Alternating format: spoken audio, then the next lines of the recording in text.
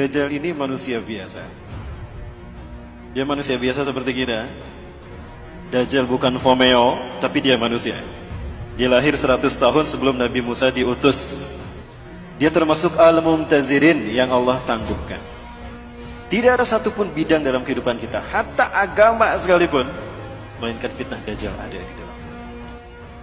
Karena para pengikut Dajjal, mereka ingin menguasai dunia, melakukannya dalam 3 ranah: simbol, ritual, dan arsitektur. Itu 3 ranah yang disentuh oleh Dajjal. Maka 3 ranah ini tidak pernah terlepas dari sistem Dajjal: simbol, ritual, arsitektur. Ya, salah satu contoh ritualnya, orang-orang Yunani, mereka menyembah Dajjal dengan melakukan pawai obor. Pawai obor keliling negeri. Menyembah dewa matahari mereka. Ya, dewa matahari mereka bernama Helios. Ya. Penyembahan kepada dewa matahari mereka yang bernama Helios ini dilakukan dengan pawai obor keliling negeri. Begitu sampai di Bukit Olympus, obor tadi serah terima kepada kaisar. Kaisar terima itu. Ketika kaisar pun lari di lapangan di Bukit Olympus tadi menuju sebuah obor besar.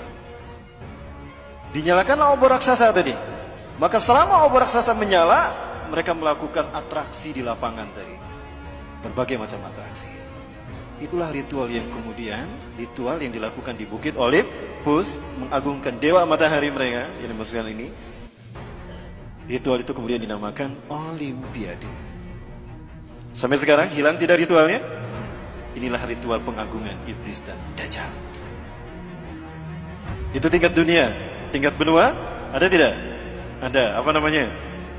Asian Games. Tingkat nasional? Nah, itu ritualnya. Kita tidak sadar. Dalam bidang arsitektur, banyak dalam berbagai bidang, dalam berbagai bangunan, apalagi bangunan ibadah. Tidak terkecuali masjid. Ada simbol Dajjalnya. Kami di Jawa Barat sedang menghadapi. Karena demikian, karena banyak masjid yang bersimbolkan Dajjal. Segitiga adalah sebuah simbol yang kemudian digunakan digunakan oleh agama-agama yang lahir dari filosofi agama arti sebagai simbol Tuhan.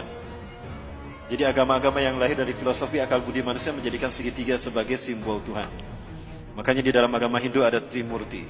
Betul? Di dalam agama Buddha ada Tridharma. Kitab sucinya Tripitaka. Di dalam agama Kristen ada Trinitas.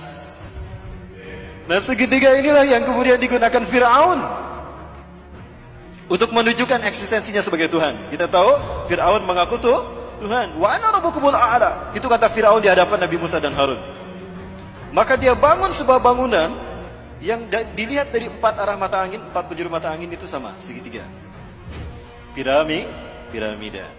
Firaun membangun piramida untuk menunjukkan kalau dia Tuhan, agar dunia mengetahui eksistensinya sebagai Tuhan. Dan yang diperbudak sebagai tukang batu saat itu adalah bangsa Yahudi. Tukang batu bahasa merekanya adalah mason. Ya, mason. Allah mendengar doa kaum Bani Israel yang diperbudak oleh Firaun selama berabad-abad. Maka kemudian yang diperbudak sebagai tukang batunya adalah bangsa Yahudi Bani Israel. Mason. Mason itu artinya tukang batu. Ya. Allah mendengar doa mereka. Allah tenggelamkan Firaun di Laut Merah. Maka kemudian mereka merdeka. Mereka tidak lagi dijajah oleh Firaun. Tapi mereka tidak melupakan posisi mereka sebagai tukang batu yang diperbudak berabad-abad. Mereka tetap akan menyandang diri sebagai tukang batu. Tapi tukang batu kali ini tukang batu yang merdeka. Kalau dulu didedikasikan secara paksa kepada Firaun, maka sekarang didedikasikan untuk Tuhan yang mereka tunggu-tunggu.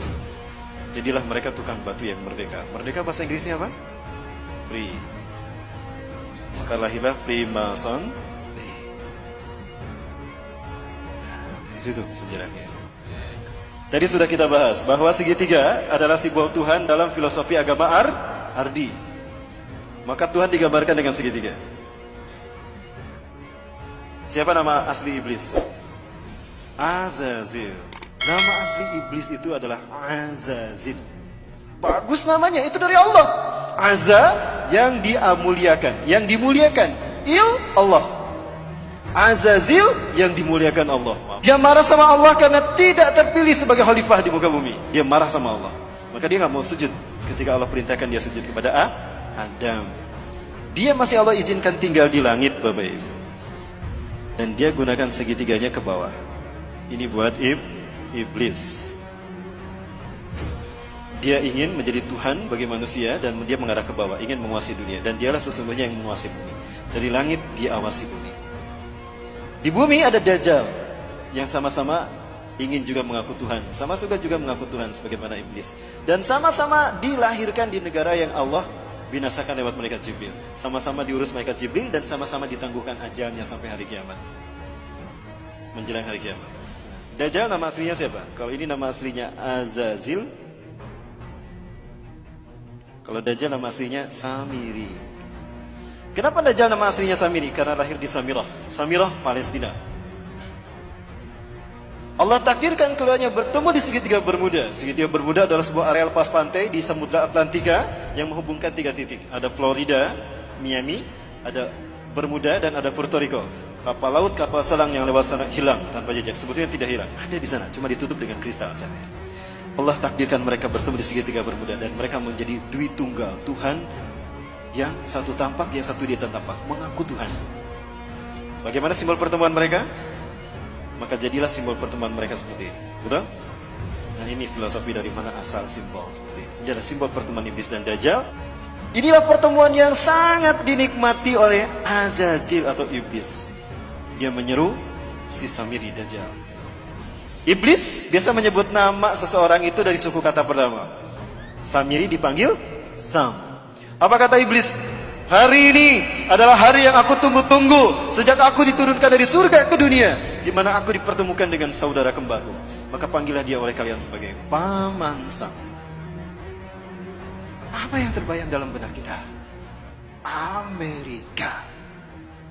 Ini jawaban kenapa Amerika selalu ikut campur urusan negara di seluruh dunia. Dan kenapa veto Amerika mengalahkan veto The Big Five yang lain. Dan kenapa Amerika selalu ingin menang sendiri dan mengaku sok polisi dunia. Bukan Amerika yang ditakutinya, tapi who was behind American. Siapa di belakang Amerika? Siapa di belakang Amerika? Lihat set plan tata kota Amerika. Dan lihat mata uang Amerika. Dan ini terkait dengan ritual ibadah kita. Kenapa? Karena simbol-simbol ini banyak muncul di masjid-masjid. Bukan hanya di masjid, di gereja. Saya bisa tunjukkan satu-satu. Dan bukan hanya di Indonesia, di seluruh dunia. Kenapa tidak ada di tempat penyembahan? Karena iblis dan Dajjal ingin manusia bukan menyembah Allah, tapi menyembah kita, menyembah mereka maksudnya. Nah ini Bapak, kita sudah mulai membedah teka-teki itu kan? Satu persatu. Nah sekarang Bapak Ibu, saya ingin menunjukkan konspirasi iblis dan Dajjal sudah sampai pada penterjemahan Quran. Baik, saya minta yang hadir di sini buka Qurannya semua, yang bawa Quran. Buka Quran surat ke-7 Al-A'raf ayat ke-16.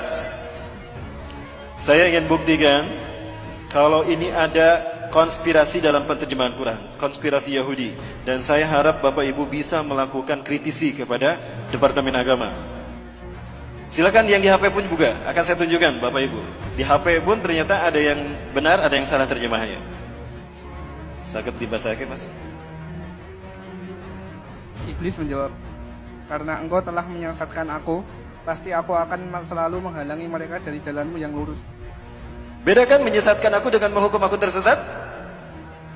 Kalau kata-kata iblis karena engkau telah menyesatkan aku, berarti iblis sesat karena ada yang menyesatkan, betul? Siapa yang menyesatkannya? Seolah-olah Allah yang menyesatkan kan? Karena engkau telah menyesatkan aku. Iblis berkata begitu. Berarti yang bersalah siapa? Allah yang telah menyesatkan iblis loh. Kok jadi Allah yang disalahkan? Betul Bapak Ibu? Nah, sepakat gak kalau kita minta kepada Departemen Agama dirubah tuh terjemahnya? Sepakat. Itu terjemahan yang diinginkan Yahudi Bapak Ibu. Iblis korban ketidakadilan Tuhan. Harusnya dia yang menjadi khalifah di muka bumi, bukan Adam. Maka Zionis Yahudi gak mau menyebutnya iblis. Iblis itu artinya pembangkang. Ablasi iblis, iblisan, pembangkang. Maka dia diberi nama dengan nama yang terhormat. Zionis Yahudi memberikan nama yang terhormat bagi Azazil, bukan iblis. Ada yang tahu? Lucifer. Pernah dengar Lucifer? Maka para pengikut iblis disebut Luciferian.